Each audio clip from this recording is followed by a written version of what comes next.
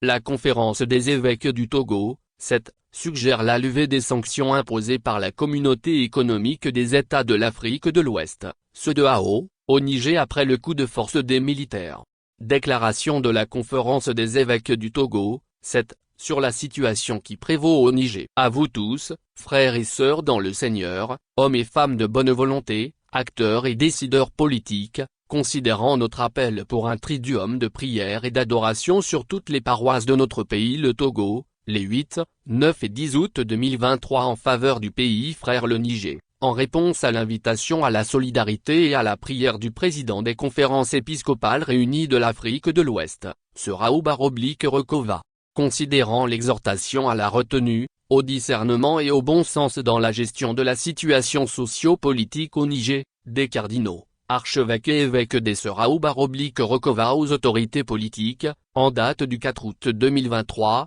considérant la réelle interdépendance entre nos populations des pays de l'Afrique de l'Ouest, sur le plan social, économique et sécuritaire. Vu les conditions de vie déjà précaires de la population nigérienne et de celle de nos pays, exposés et menacés par le terrorisme et l'extrémisme violent. Vu que les violences et les guerres sont toujours source de fragilisation et de paupérisation des populations, nous, archevêques et évêques du Togo, réaffirmons au nom de l'Église Famille de Dieu au Togo, notre solidarité avec le peuple du Niger et en appelons à la conscience et au sens de responsabilité des décideurs politiques et les invitons à privilégier coûte que coûte la voie diplomatique de négociation, de dialogue et de médiation dans la recherche de solutions à la crise qui prévaut au Niger, en écoutant les cris de détresse du peuple nigérien. Dans le but de converger les protagonistes de la crise vers une table de négociation, nous suggérons la levée des sanctions imposées par la communauté économique des États de l'Afrique de l'Ouest,